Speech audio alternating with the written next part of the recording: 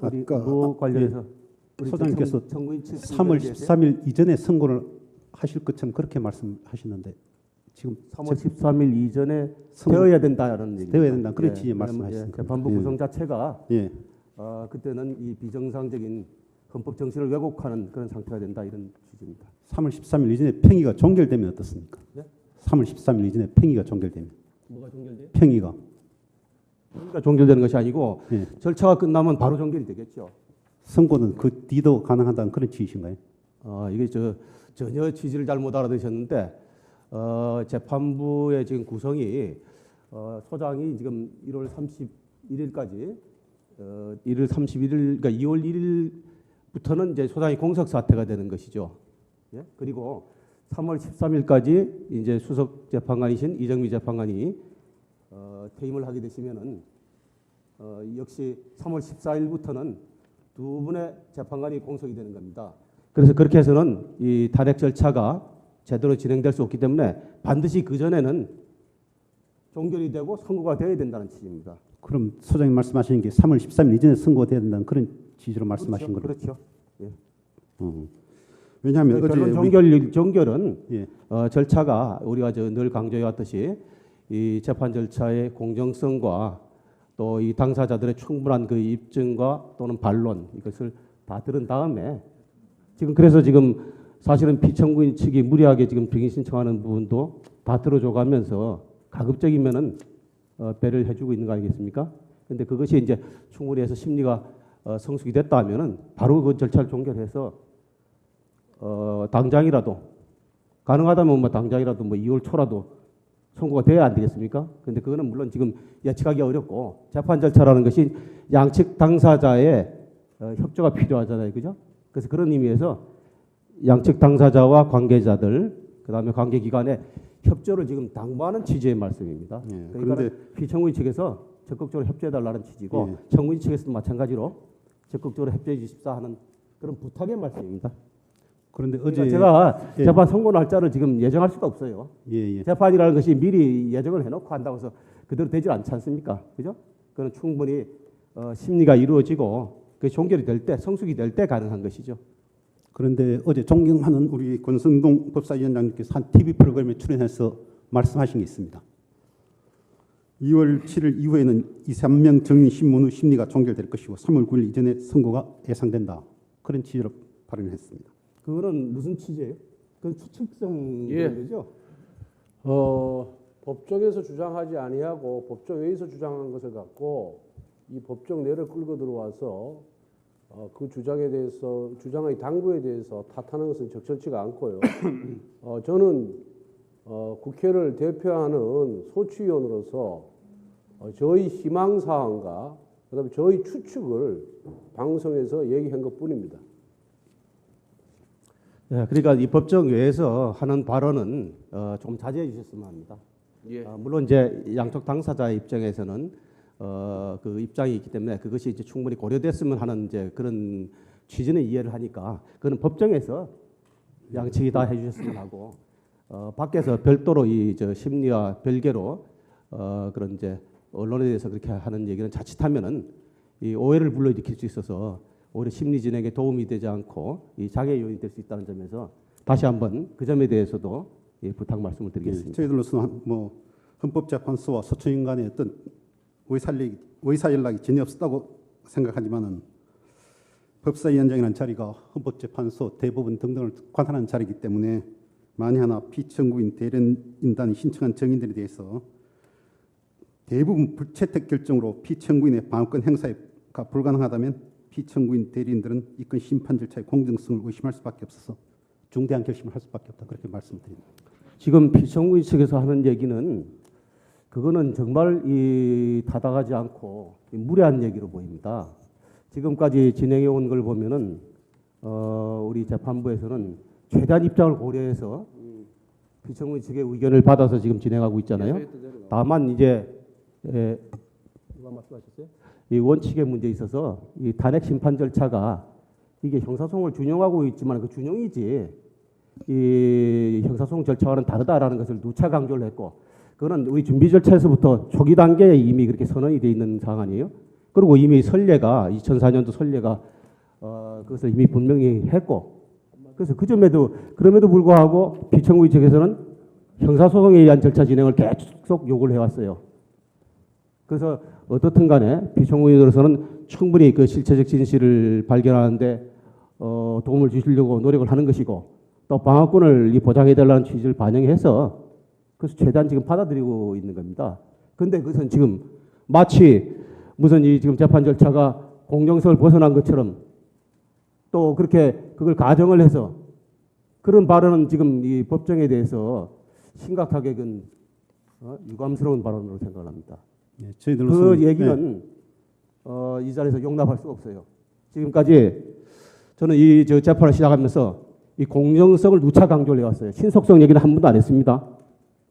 이 신속성 얘기를 오늘 처음 하는 것은 재판부 구성이 7인으로 구성되는 경우에는 심리 요건을 겨우 충족하는 상황이에요. 이게 비정상적이기 때문에 이 바람직하지 않다. 이것을 제가 이 재판소장으로서 임기를 마치면서 이 점을 양 당사자 측에 다시 한번 강조하고 협조를 당부하기 위해서 하는 말이지 그 이상의 의미나 또 다른 의미가 있을 수가 없어요. 그런데 마치 그런 지금 마치 무슨 어떤 다른 어떤 이 물밑에 또는 다른 어떤 그 의사소통을 가지고 하는 것처럼 그건 재판부에 대한 모독 아닙니까? 소장님 말씀하신 내용하고 지금 어제 권순덕 위원장 발언 내용이 거의 비슷한 그런 감을 저희 넣기 때문에 제 개인적으로 그런 취지의 말씀을 드린 데 개인적으로 하더라도 그런 근거 없는 얘기를 어떻게 할 수가 있어요. 그거는 가능하지도 않고 그런 있을 수도 없는 얘기인데 마치 그 모르는 국민들은 그런 오해를 하실 수도 있잖아요.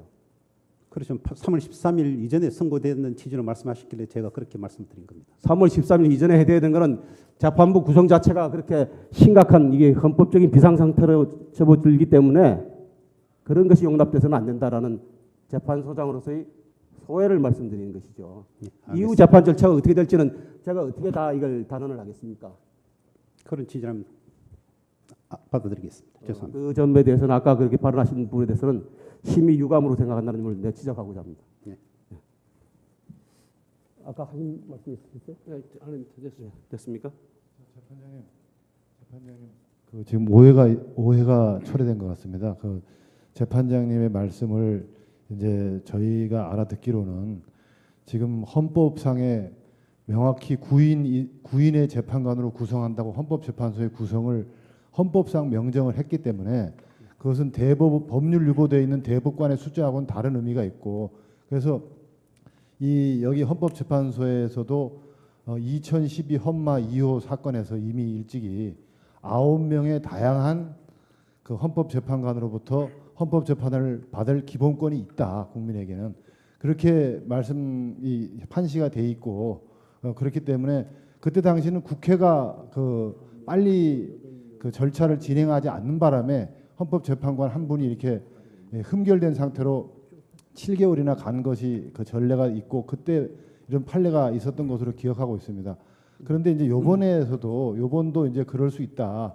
그래서 헌법재판관을 시급히 9명 전원으로 구성해야 헌법에 맞는 것인데 현실이 그렇지 못하고 또 반면에 헌법재판이 중단돼서는 안 되기 때문에 이제 빨리 하셔야 되겠다라는 말씀을 이제 하신 것이기 때문에 두 가지 다 그러니까 9분의 재판관으로 구성된 재판소에서 재판을 받을 권리가 피청구인에게도 있고 또 국민 누구에도 다 있습니다. 그 부분과 또 헌법재판이 만연히 지연되고 7명인 상태에서 계속 가면 이게 위헌적 흠결이 계속되니까 그 흠결을 빨리 최소화하시겠다는 그런 뜻으로 좀 해석이 될 수 있는데 그것과 관계해서 이제 저희들은 조금 오해를 하면은 너무 날짜를 3월 13일까지 끝내야 된다고 이렇게 그렇게까지 말씀을 이게 하시니까 그것은 이게 앞으로 어떻게 될지도 모르는데 그리고 또 그와 같은 위헌 사태가 발생하지 않도록 지금 헌법기관인 황교안 권한대행도 자기가 임명해야 될 소장님의 후임자를 빨리 지명해야 될 헌법상 법률상 책임이 있고 또 더 나아가서 그 후임이신 또 재판관님께서 그만두시게 되면 그 후임자인 대법원 그 대법원에서 원래 임명했던 사람이 또 임명을 해가지고 이 9명의 상태를 계속 유지해야 될 헌법적 책임이 다 있는 것이라는 말씀을 해주셨기 때문에 저희들한테 일면 상당히 그 공정하신 역시 소장님이시다 하는 말씀을 저희는 드리고 싶습니다. 근데 3월 13일이라고 딱 날짜를 해서 그때까지 끝내지 않으면 무슨 일이 있을 것처럼 말씀하신 것은 조금 저희가 오해하기가 좀 쉬웠다는 말씀을 좀 아니 드리겠습니다. 그것을 예. 지금 우리 손 변호사님이 뭐 적절하게 이해를 해주신 걸로 보여집니다만은 이 제가 설명을 했지 않습니까? 재판관 구인으로 되어 있는 것이 구인이라는 것이 이 굉장히 그 헌법상으로는 이 중요한 의미를 가지고 있습니다. 그래서 이 구인이 재판을 하지만은 이게 단순히 9분의 1, 9명 중에 한 표다라는 그런 의미보다도 실제로 이제 이 재판 그 사안에 대해서 쟁점과 배경 또 실체 이런 부분에서 다양한 그런 이제 토론과 논쟁이 이어집니다. 그 과정을 거쳐서 의견이 이제 어느 한쪽으로 모아지기도 하고 또 이 반대하는 입장에서는 또 이 설득을 하기 위해서 노력을 하고 이 과정에서 이게 걸러지기 때문에 단순히 그냥 일반인의 어떤 9분의 1, 막 국회에서의 그 한석의 의미와는 다르다는 그런 의미고 그래서 이것은 전원이 성원된 다음에 이것이 진행되는 것이 바람직하다. 그러나 이제 불가피하게 지금 이제 이런 상황이 생겼지만은 이 상황이 한 자리가 더 추가로 공석이 되는 상황이 되면은 그 이것이 재판 절차의 왜곡이나 또 내용에 있어서의 나중에 최종 결론에 있어서의 그런 그 이 비정상이 되는 그런 것이 심화될 수 있다. 그 점이 심각한 문제이기 때문에 지금 현재로서는 당장 지금 소장의 후임자가 지금 지명돼서 바로 보충이 될 가능성이 지금 희박하잖아요. 그러니까 그 문제의 심각성을 지적을 하고 이 문제의 근원은 제가 임명 당시에 재판관으로서 소장이 지명이 됐는데 그때 당시에 임기를 새로 6년 할 것이냐 또는 잔여 임기를 할 것이냐 하는 문제가 논란이 됐어요. 그래서 그때 당시에 이미 3대 소장 때 지명을 받은 재판관 중에 한 분이 그때 당시에 그 논란이 돼서 결국은 임명을 못 받고 낙마하지 않았습니까? 그래서 이제 불가피하게 4개월여의 그 공석이 생겼는데 그때 당시에 입법 조치를 해서 임기를 명확하게 법률적으로 보완을 했으면 제가 이렇게 중간에 이 탄핵 재판 와중에 임기가 만료되는 이런 사태는 막았지 않았겠느냐. 그래서 그 문제는 근원적으로 이 헌법기관에 대해서 이 국회가 이게 무관심하게 또는 이것을 갖다가 이 중요성을 간과하고 이 지나간 점에 대해서 다시 한번 지적을 하면서 이런 사태가 반복이 돼서는 안 되겠다. 이 점을 강조하고 있는 것이고 그건 지난번에 지금 아까 우리 손 변호사님 말씀하셨듯이 이미 판례를 통해서 지난번에 그 2014년도인가요? 아니 그 2014년도인가 모 후보자가 1년 한 4개월 정도 공석이 됐죠. 그것을 그렇게 방치해놓고 그때 당시에 우리 헌법재판소에도 공식 의견을 냈어요. 국회에다가 빨리 임명 절차가 이루어지기를 원한다 했는데 결국 1년 4개월 만에 8인 체제로 계속 운영된 일이 있습니다. 그거는 정말 심각한 상황입니다. 그런 상황을 방치해 왔기 때문에 오늘날 똑같은 이런 상황이 생겼다는 걸 지적한 것이고 제가 재판 날짜를 최종 선고일을 어떻게 예측하겠습니까? 진행이 빨리 종료되면은 빨리 되는 것이고 늦어지면은 늦게 되는 것이고 그렇지만은 아무리 늦어지더라도 이런 비정상적인 구성 상태까지 가서는 안 된다라는 게 이제 이 제가 재판소를 떠나는 입장에서 그 의미를 양측 당사자들에게 다시 한번 설명을 하고 협조를 해달라는 부탁의 말씀입니다. 아시겠어요? 예, 소장님, 더 이상 아니, 제가 간략하게만 말씀드리겠습니다. 오늘 이래 빚어진 해프닝은 사실 그 헌재 재판이 어떻게 이루어질 것이냐 언론 인터뷰들이 계속 오고 있습니다. 그러나 대통령 측 변호인단은 헌재가 신속하고 공정하고 또 공정과 신속 이걸 잘 조화해가지고 재판하기 때문에 언제 선고가 될지 모른다. 다만 두 번째 또 퇴임을 하는 분이 3월 13일로 예정돼 있기 때문에 그 이전에 선고될 가능성도 있을 것이다.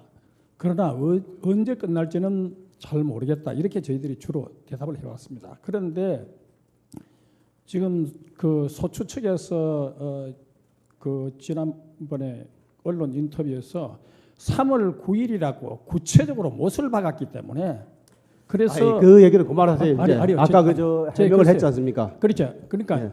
그렇게 소추 측에서 국민들에게 곡해를 받을 수 있는 이런 발언을 통해 가지고 헌재의 권위라든가 이 탄핵 재판에 대한 권위에 대해서 훼손할 위험이 있기 때문에 그래서 저희들이 이런 주장을 하고 나선 겁니다. 예. 그 이야기해 주시기 예. 바랍니다. 알겠습니다. 그 점은 제가 아까 강조를 했기 때문에 다시 반복을 안 하겠습니다. 이제 이후에 법정 외에서 그런 발언을 하는 것은 양 당사자 측에서 좀 자제해 주셨으면 특별히 부탁 말씀을 드리고 알겠습니다. 절차를 진행하도록 하겠습니다.